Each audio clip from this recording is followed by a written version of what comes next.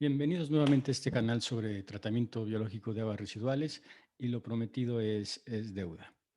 Les voy a presentar una plática o parte de la plática de la conferencia que se presentó sobre lo que es la tecnología MBR. ¿Ok? Esta tecnología pues es realmente una biotecnología porque utilizamos microorganismos, ¿no? Para lo que es la remoción o la depuración de un agua residual.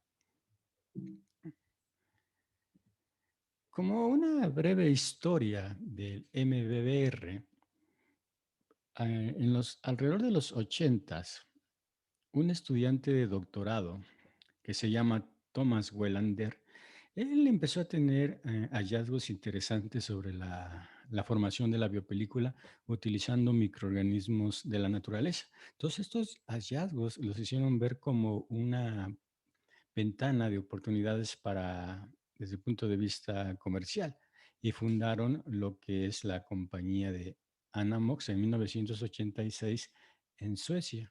En esa misma década, el profesor Halber Odegaard, su investigación fue sobre mejorar los sistemas de biopelícula o la formación de la biopelícula. Y él observó algo interesante, que utilizando pequeños soportes en movimiento dentro de un reactor biológico, promovía la formación de la biopelícula. Entonces ellos también vieron esta oportunidad desde el punto de vista comercial y fundaron lo que es la compañía Calnes en 1989 en Noruega. Y aquí es donde se establece el concepto del MBBR, que es Moving Bed Biofilm Reactor, una biopelícula utilizando un soporte inerte, prácticamente plástico y en movimiento, ¿no? Realmente el flujo de aireación es lo que mantiene en movimiento este soporte o que se le llama carrier, ¿sí? Ahora, Thomas Wellander se dio cuenta que la compañía de Calnes o el objetivo de esa compañía encajaba muy bien con, con su compañía, ¿no? Porque compartían un factor común que es el sistema de biopelícula. Entonces, Anox compra al 100% a Calnes. Y ya posteriormente en el 2002, al comprar Anox a Calnes, se forma lo que es la compañía Anox Calnes en el 2002. Y ya posteriormente Veolia Water Technologies compra a Nox Calnes. Y en esta compañía, bueno, se dedican al desarrollo tecnológico, mantienen el concepto del MBR, pero lo escalan a otros procesos biológicos, ¿sí? Procesos anóxicos, procesos anaerobios. Tiene una patente de Anitamox, donde biotransforman el nitrógeno de las aguas residuales vía Anamox, y también tienen en patentes sobre la formación de metano utilizando el mismo concepto de la biopelícula flotante, ¿no? Realmente tecnologías muy interesantes. Ahora la pregunta es, ¿qué es una biopelícula? ¿Cómo está formada una biopelícula?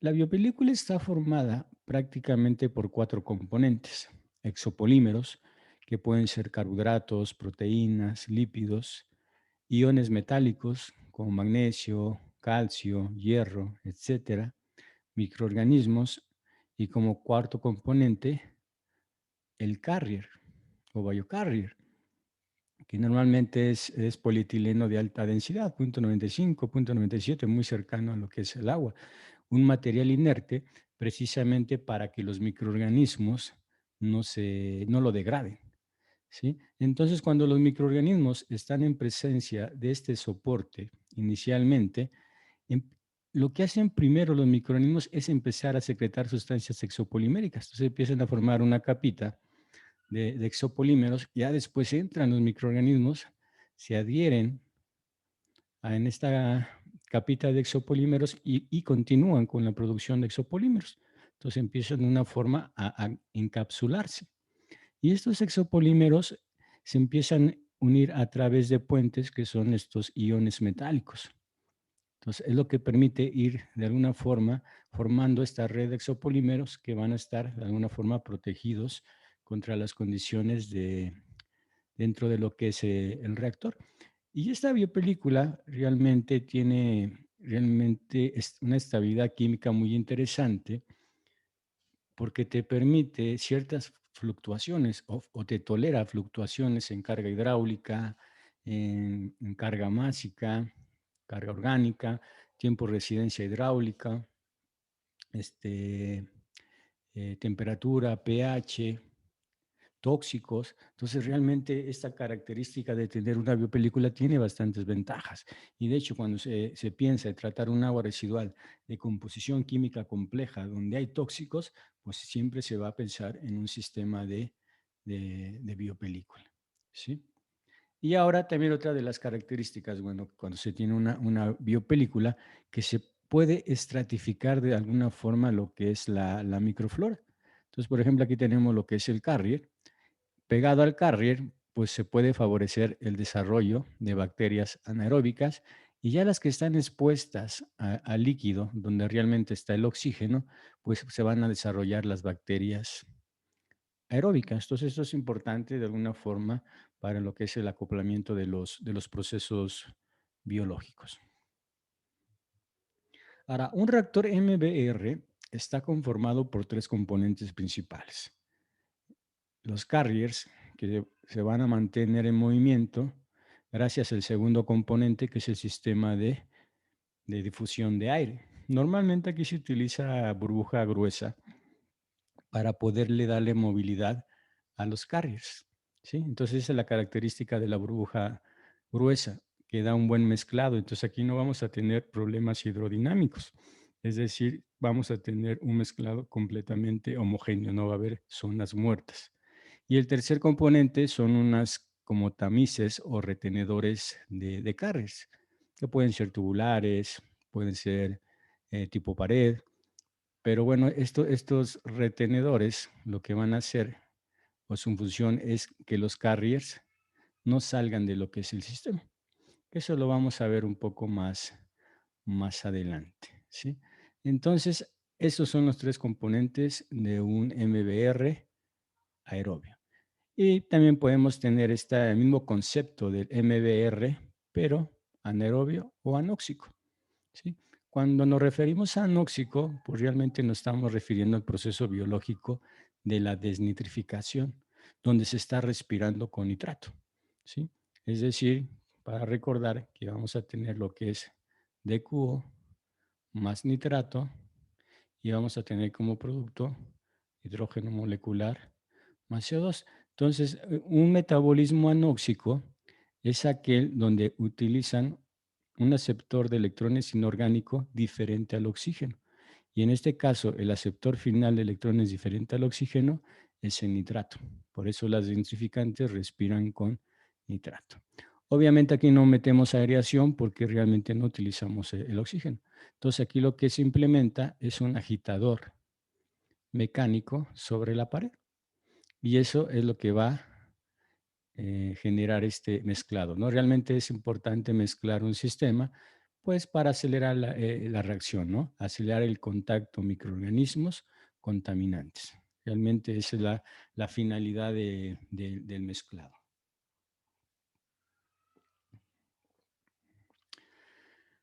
Ahora, desde que se funda Calnes, este es el primer carrier patentado, el K1, se han venido desarrollando diferentes tipos de carriers, como se pueden observar aquí, ¿no?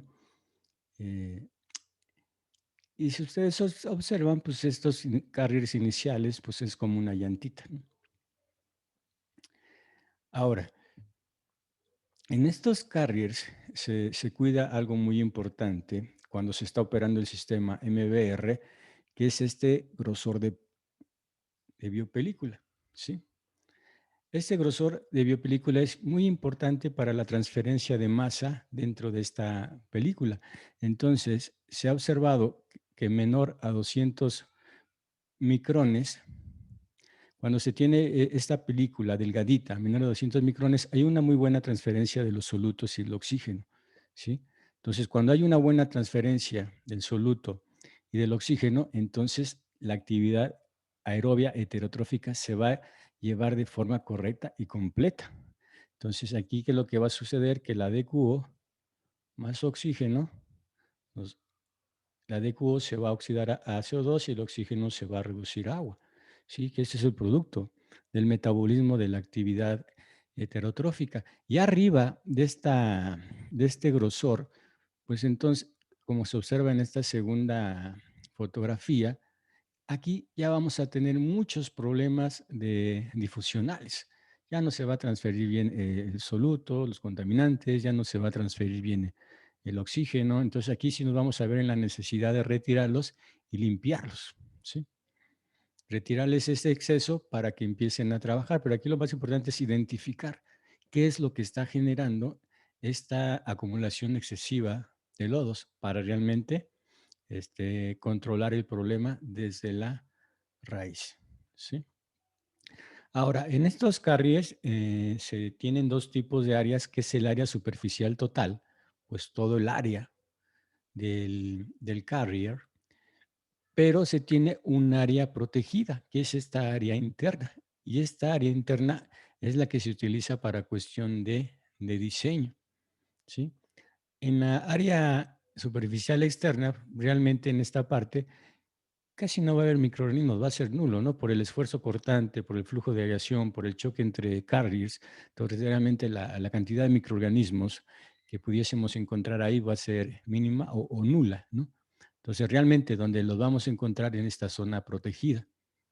Por eso es que vamos a encontrar gráficos donde nos van a presentar el área superficial efectiva, metros cuadrados por metro cúbico, con respecto, en este caso, portadores de biopelícula, ¿sí? Aquí podemos ver diferentes tipos de geometrías de carriers con sus diferentes áreas superficiales. Por ejemplo, este carrier es interesante, lo que es el carrier, el Z-carrier, ¿sí? Es como una silla de montar, ¿no? Como una papa frita ahí, ¿no? Y aquí que lo que podemos observar diferentes cuadrantes, pero en estos cuadrantes se mantiene algo muy interesante, esta profundidad de 200 micrones. Eso es importante, ¿por qué? Porque siempre van a estar garantizando una buena transferencia de los solutos. Entonces, cuando empieza a crecer por arriba de esa profundidad, obviamente el esfuerzo cortante va a ir desprendiendo todo exceso de biomasa.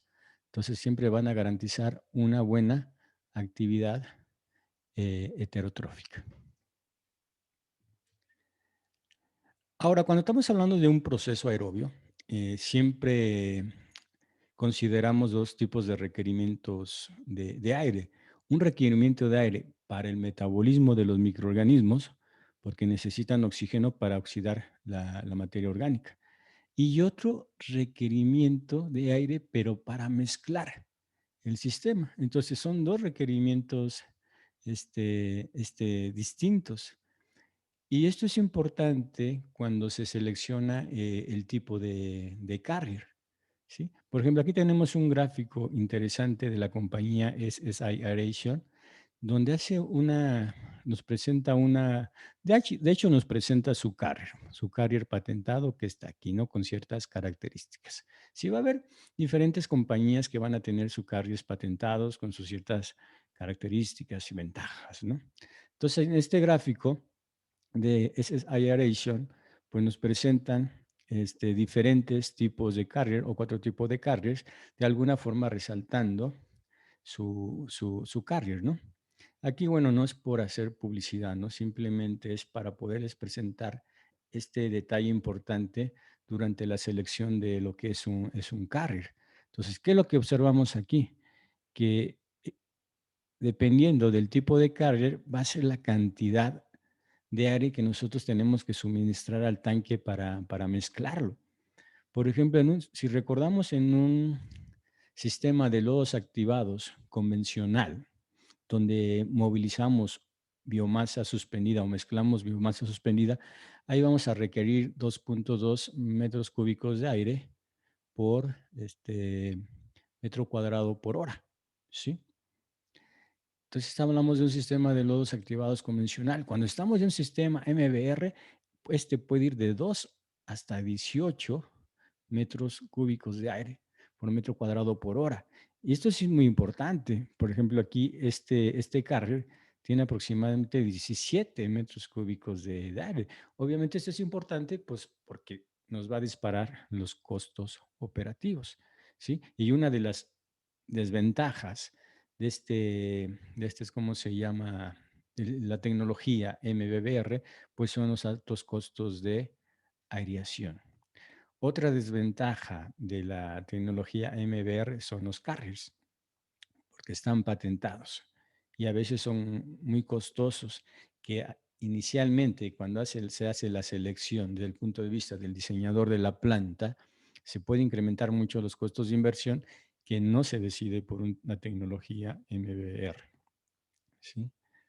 Y otra de las desventajas, que prácticamente tiene tres desventajas, el MBR, es si no se diseña bien, entonces hay problemas hidrodinámicos, es decir, zonas muertas y eso, pues obviamente el MBR no va a trabajar de forma adecuada. Pero también tiene su listado de ventajas que vamos a ver más adelante. ¿Sí? Este es otro también gráfico interesante de ese es aeration, donde nos relaciona algo importante. Área superficial específica con respecto a la carga orgánica de diseño por área superficial, ¿sí? Este SAR es el que nosotros utilizamos para diseñar nuestro sistema MBR, ¿no? Aquí tenemos una tabla de valores típicos de diseño en términos de DBO, pero también en la literatura podemos encontrar otras tablas de diseño en términos de DQO, que al final nosotros vamos a buscar la que más nos convenga para nuestra cuestión de diseño. Pero bueno, esta es una tabla de diseño que se puede utilizar para diseñar. Entonces aquí vamos a tener tres tipos de tasas orgánicas, ¿no? Que puede ser alta tasa, una tasa mediana y una tasa baja. A la tasa baja, aquí, ¿qué es lo que observamos? Podemos tener una eficiencia de remoción de DBO del 90 al 95. A alta tasa, obviamente disminuye la eficiencia, que puede estar del 75 al 80%. ¿Sí? Y aquí están con lo que vamos a diseñar. Si nosotros queremos diseñar con mediana tasa, vamos a diseñar con 15 gramos de DBO por metro cuadrado por día. Si diseñamos a baja tasa, utilizamos 7.5 gramos por metro cuadrado por, por día. Entonces, estos son los valores que nosotros vamos a utilizar en cuestión de diseño. Pero aquí lo importante es que esta compañía relaciona la carga o la tasa de carga orgánica por área superficial en función del área superficial específica del carrier. Y aquí, ¿qué nos dice? Que si queremos diseñar, por ejemplo, a altas tasas, nos recomiendan utilizar con carriers con baja área superficial específica. Y si queremos diseñar con tasas bajas, ellos que nos recomiendan utilizar carriers con área superficial grande. ¿Por qué no recomiendan esto? Porque realmente aquí lo que están cuidando es que no haya un exceso de biomasa en los carriers para que no haya problemas difusionales, cuidan los volúmenes de diseño y obviamente el desarrollo adecuado de la biopelícula. Entonces, estos resultados realmente, o este gráfico nos ayuda mucho para hacer una selección adecuada de los carriers en función de la carga que nosotros vayamos a utilizar para la cuestión de diseño. Estas son las pantallas retenedoras de carriers, ¿no? O los tamices. Entonces podemos ver, por ejemplo, aquí que son tubulares y aquí podemos ver unos que son a nivel de pared. Estos pantallas retenedoras horizontales se recomiendan un poco más porque aquí vamos a tener el mismo sistema de aireación, que es lo que va a hacer. Este mismo sistema de aireación las va a mantener de alguna forma limpias, va a disminuir esa incrustación de sólidos en los orificios, generación de biopelícula. Entonces, realmente eso ayuda a darle de alguna forma un mantenimiento continuo a estas pantallas retenedoras. Y aquí lo podemos ver, ¿no? Una pantalla retenedora más o menos colocada a lo que es el nivel de líquido. Y por otro lado están estas a nivel de pared. Estas no se recomiendan mucho porque se incrustan mucho los sólidos y se tiene que meter un flujo de aireación por atrás para poderlas limpiar. Ahora, los orificios que se colocan en esas pantallas retenedoras normalmente es menor al 70% del diámetro del carrier, ¿sí? Entonces, si tenemos nuestro carrier, ¿sí? Entonces, estos orificios deben tener un diámetro menor a lo que es el, el 70%, ¿sí?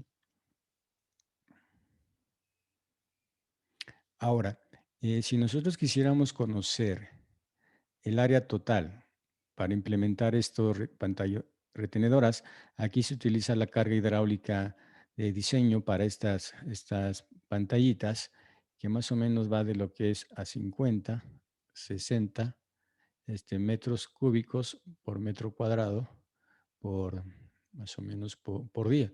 Sí, es la carga hidráulica, ¿no? Sobre las pantallas retenedoras. Entonces, si nosotros quisiéramos calcular un área total, pues dividimos nuestro caudal de entrada entre la carga hidráulica. ¿Sí? Entonces, en nuestro caudal de entrada vamos a tener metros cúbicos de agua residual entre día. Entonces, si dividimos, vamos a tener nuestra área total.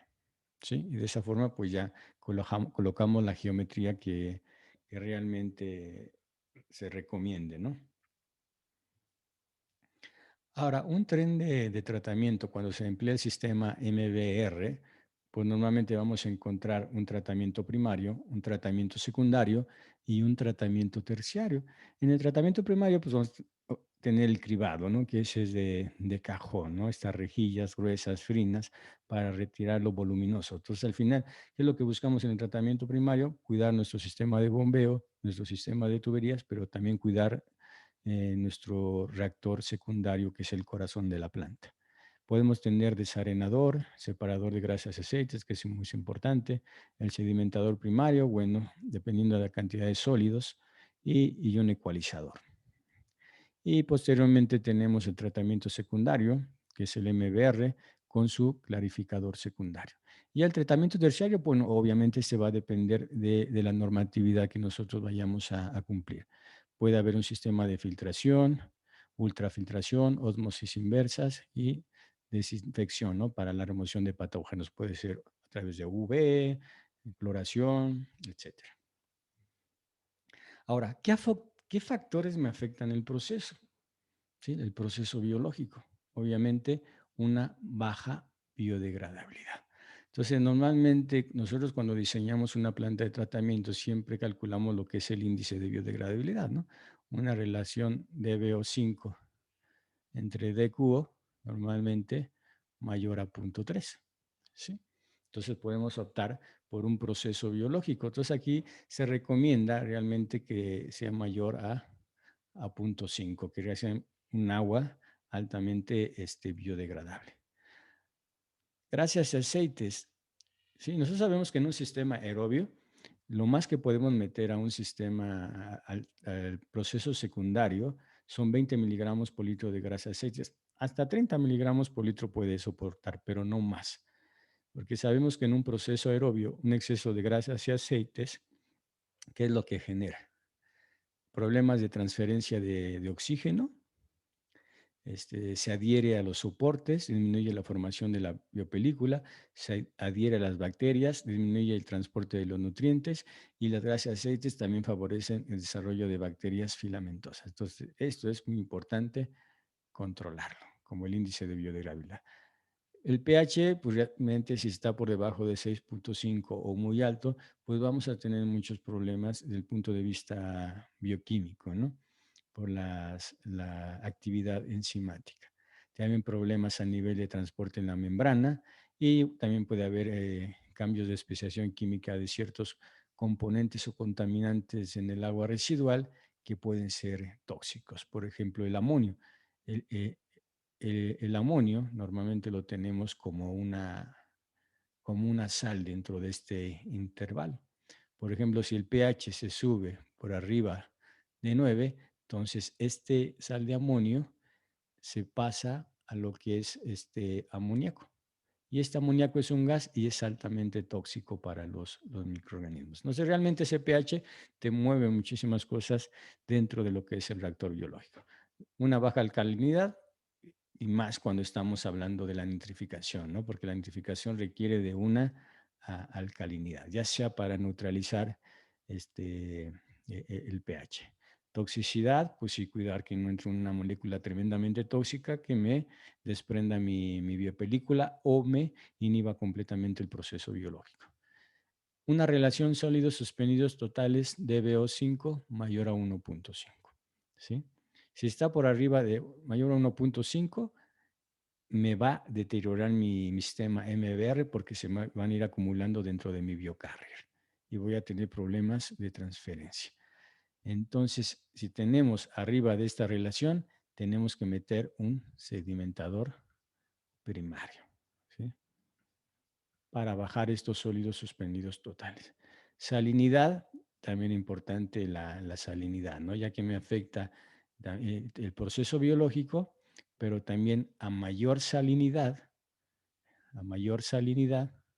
entonces a mayor salinidad, mayor sales, disminuye el oxígeno disuelto, ¿sí?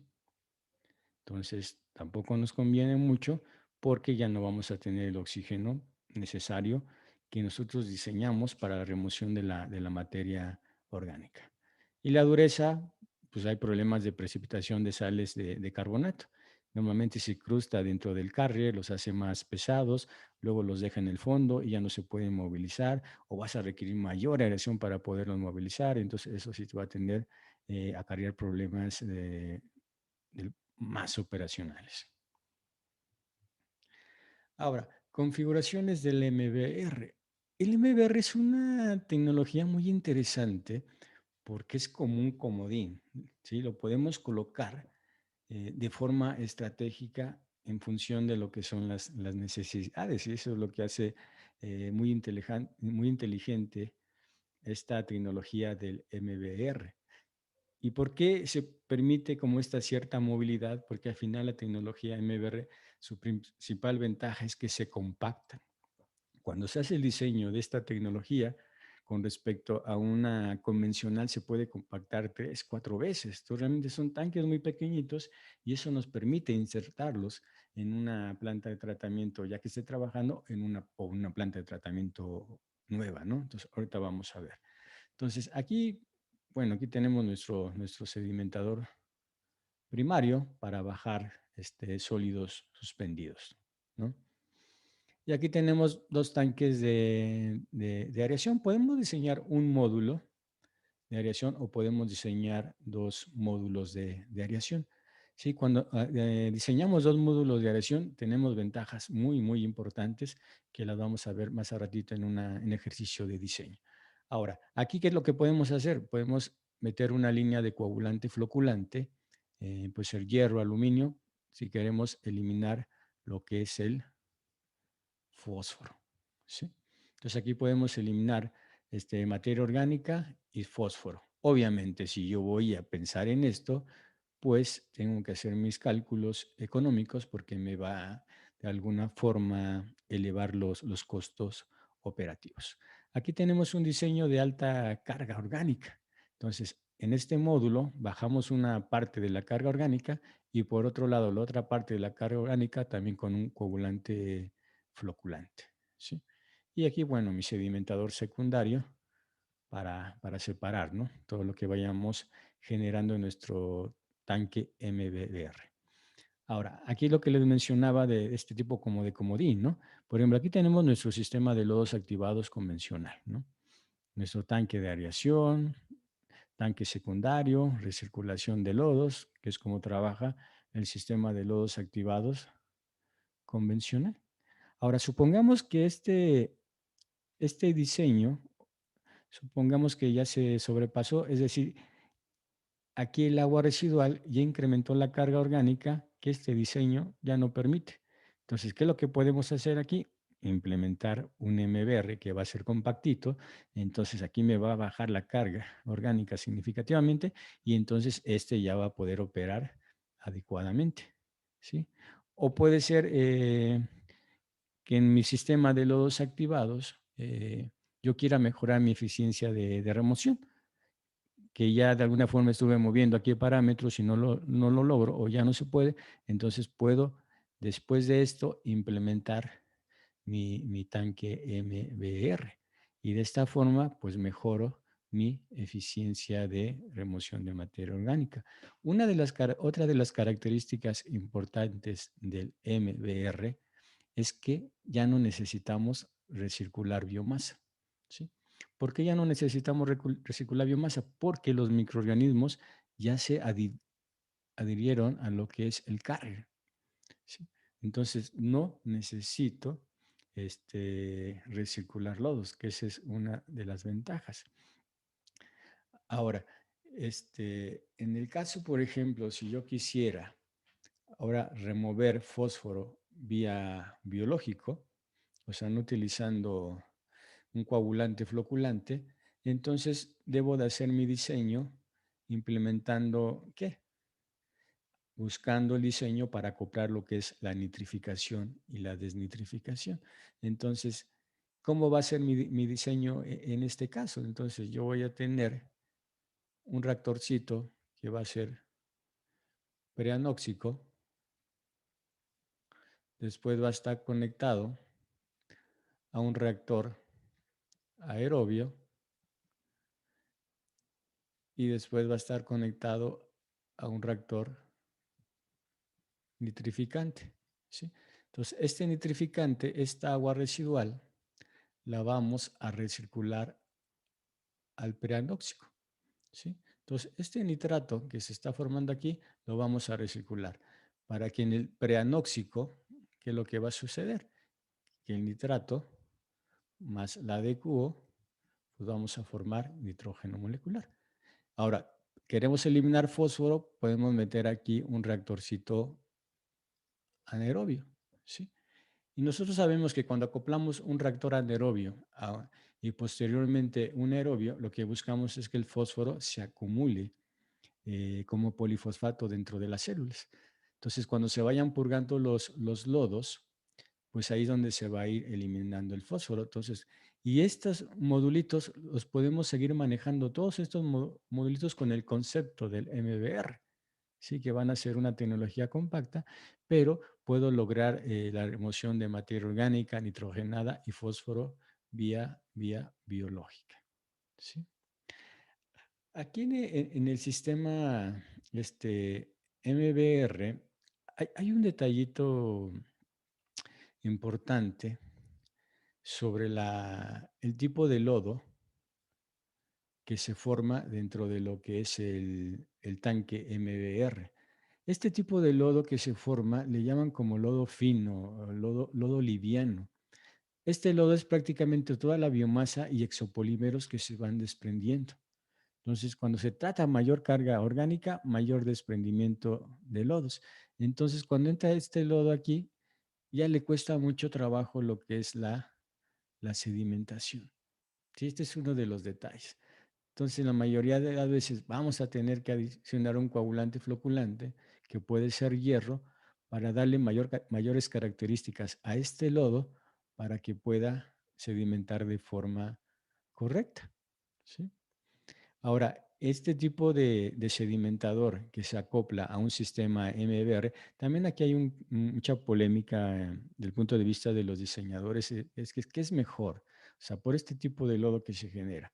Un sedimentador con lamelas que me ayudan aquí a sedimentar, o mejor meto un sistema de flotación como es el DAF, ¿no? El DAF es un sistema que utiliza coagulante, floculante, microaeración, y ¿qué es lo que hace esta microaeración? Que arrastra todos los sólidos hacia la superficie del DAF, y aquí es donde se remueve. Obviamente, pensando en un DAF, elevamos los costos operativos. También se puede implementar una microfiltración, pero obviamente todas las membranas requieren de mantenimiento, de reemplazo, y bueno, aquí también se incrementan los costos operativos, ¿no? Pero bueno, es lo que podemos encontrar después de un sistema MBR. Un sedimentador secundario con lamelas, un sistema de flotación como el DAF o una filtración por membrana. ¿sí? Entonces, si se dan cuenta aquí, pues es interesante, ¿no? Este MBR, cómo lo podemos ir moviendo dentro de una tecnología ya arrancada, ya operando, o puede ser una tecnología nueva, ¿no? Para una planta nueva. Casos de éxito, pues realmente este sistema MBR ha tenido muchísimas aplicaciones y con éxito, tanto aguas municipales como industriales, ¿no? Alimentos, bebidas, procesadas de pescado, papel, lácteos, farmacéuticas, textiles, etcétera. Ahora, aquí vamos a ver un ejercicio de diseño de un reactor MBR de una etapa. O sea, nada más vamos a diseñar un módulo para que veamos lo que son las ecuaciones de diseño y la comparemos con un diseño de un reactor MBR de dos módulos, ¿sí? Para que veamos qué cambia en esta cuestión de diseño. Entonces, el ejercicio consiste en diseñar un reactor MBR para un caudal medio de 5.674 metros cúbicos por día y una concentración de inicial de DBO de 175 miligramos por litro. La tasa de carga orgánica por área superficial, que es la de diseño, aquí la establecemos de 7.5 gramos de DBO por metro cuadrado por día.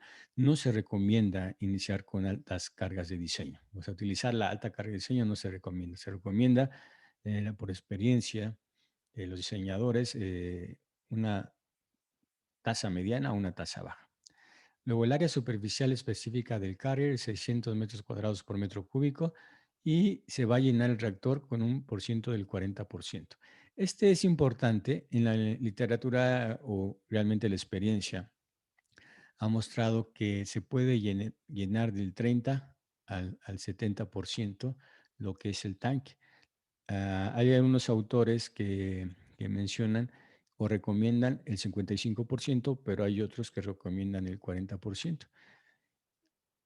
¿Por qué no más del 70%? Si nosotros llenamos mal del 70%, vamos a tener problemas hidrodinámicos. Ya no se va a poder mezclar todo lo que es el soporte. Entonces va a haber soporte que no va a estar en movilidad y eso obviamente van a ser zonas muertas, ¿no? Y eso va a afectar realmente la eficiencia de lo que es el reactor, ¿sí? Ahora, este 40% nos ayuda bastante. ¿Por qué? Porque si ya esta tecnología MBR está trabajando y en un momento incrementa la carga orgánica en el agua residual, entonces ese incremento de la carga orgánica la podemos amortiguar subiendo el porcentaje de carriers. Entonces vamos a tener mayor área superficial para que haya mayor concentración celular y eso nos va a ayudar a tratar mayor carga orgánica. Ahora, el espacio vacío del carrier es de 60%. Todos estos datos vienen en la hoja técnica del carrier, ¿no? Y es muy importante checarlos que se refiere al área específica y todos sus demás detallitos. Ahora, en cuestión de lo que es el diseño, pues realmente es más sencillo que un sistema de lodos activados convencional. Primero, determinamos la carga orgánica, es decir, multiplicamos el caudal medio por la concentración de DBO en el afluente. Y nos va a dar una carga orgánica de 993 miligramos de DBO por día. Después calculamos el área superficial del carrier, que va a ser la carga orgánica entre nuestra carga orgánica de diseño. Nos va a dar un área superficial de carrier de 132.400 metros cuadrados. Después calculamos el volumen del carrier y vamos a necesitar, aquí lo que dividimos son los 132.400 metros cuadrados y lo dividimos entre el área específica superficial del carrier y nos va a dar 220.7 metros cúbicos. Y con este valor calculamos nuestro volumen total del tanque. Lo vamos a dividir entre 0.4, que es la fracción del 40%, y tenemos lo que es el llenado y vamos a tener un volumen del tanque de 551 metros cúbicos. Ahora, por otro lado, es importante calcular lo que es el volumen líquido y este volumen líquido pues es igual a lo que es el volumen del tanque menos el volumen del carrier por uno menos el espacio vacío del carrier. Entonces, ¿qué es lo que estamos haciendo aquí? que el volumen del tanque vamos a restar el volumen que ocupa el plástico para quedarnos con el volumen líquido, que va a ser 463,4 metros cúbicos. Ya con el volumen líquido o volumen operacional, que también se le conoce, calculamos nuestro tiempo de residencia hidráulico, ¿no? El tiempo que va a permanecer el agua residual en nuestro reactor. Entonces dividimos el volumen de operación entre lo que es nuestro caudal y vamos a tener un tiempo de residencia hidráulico de 18 minutos. En la literatura esto va a estar muy variado. Podemos tener desde horas hasta días.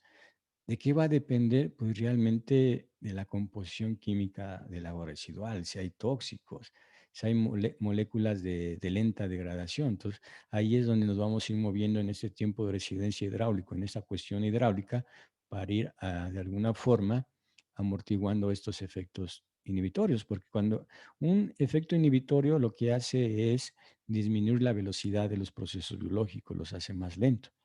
Entonces, si queremos que nuestro proceso sea eficiente, le damos mayor tiempo de contacto. Mayor tiempo de residencia hidráulica es mayor tiempo de contacto para realmente contrarrestar este efecto de inhibición. Ahora, por otro lado, podemos estimar la concentración de la DBO en el efluente. Entonces, aquí vamos a calcular nuestro SAR, que es la tasa de remoción de DBO por área superficial. Entonces, este punto 925 es de la tabla típica de diseño que mostré en una diapositiva anterior. ¿Sí? Cuando trabajamos con esta carga de diseño de 7,5, la eficiencia en promedio que podemos alcanzar es el 92,5%, que aquí está en fracción. Entonces, esto es lo que realmente vamos a remover. 6,94 gramos de DBO por metro cuadrado por día. Y ya con este SAR vamos a calcular nuestra tasa de remoción de DBO estimada, que es el SAR por el área superficie del cargue. Y vamos a tener una tasa de remoción de DBO estimada de 918,856 gramos de DBO por día. Y con esto ya podemos calcular nuestra concentración de la DBO en el efluente, que es nuestra caudal orgánica de entrada, la carga de tasa de alguna forma de remoción estimada entre nuestro caudal. Y esto nos va a dar una concentración de DBO en el efluente de 13 miligramos de DBO por litro. Entran 175, salen 13 y mi eficiencia de remoción es del 92,5%. ¿Sí? Ahora, ese es el ejercicio de diseño con una etapa. Si ahora yo diseño exactamente las mismas características del agua residual con el mismo carrier para un sistema de 2 etapas, es decir, voy a conectar, aquí voy a tener un reactorcito y aquí voy a tener 2 reactorcitos. ¿Sí? En este caso, aquí voy a diseñar con una carga de 15 y aquí una carga de 7,5 de la tablita de diseño. ¿Sí? Aquí estoy diseñando con 7,5. ¿Sí? Entonces, exactamente lo mismo, ¿no? Entonces, aquí inicio con una carga más alta para bajar la carga orgánica y luego una más baja porque obviamente disminuye ya la materia orgánica pasando el primer modulito. Pero si comparamos los volúmenes de diseño, esto es muy interesante. Cuando utilizamos los dos, bajamos el volumen total hasta 289 metros cúbicos. El área superficial también lo bajamos significativamente, pero aquí también lo importante es que mejoramos la calidad del agua. Pasamos de una eficiencia del 92,5% prácticamente hasta 98, 98,5%. ¿Sí? Pero nada más se dan cuenta haciendo este diseño. Lo pueden hacer en casa para corroborar lo que son los resultados. ¿Sí? Bueno, entonces, de alguna forma, resumiendo, ¿no? Esta tecnología de MBR, que es una biotecnología donde se busca la adición de los microorganismos a un soporte inerte, es una biopelícula en movimiento, pues tiene estas ventajas importantes, ¿no? No recirculamos lodos, compactamos significativamente el volumen de los reactores y eso desde el punto de vista también de inversión ayuda, ¿no? En el inicio, ¿no? Ok, bueno, espero que les haya sido interesante esta plática. Si les gustó, pues un like y compartir con los colegas del agua. Pero lo más importante es compartir el conocimiento. Hasta pronto.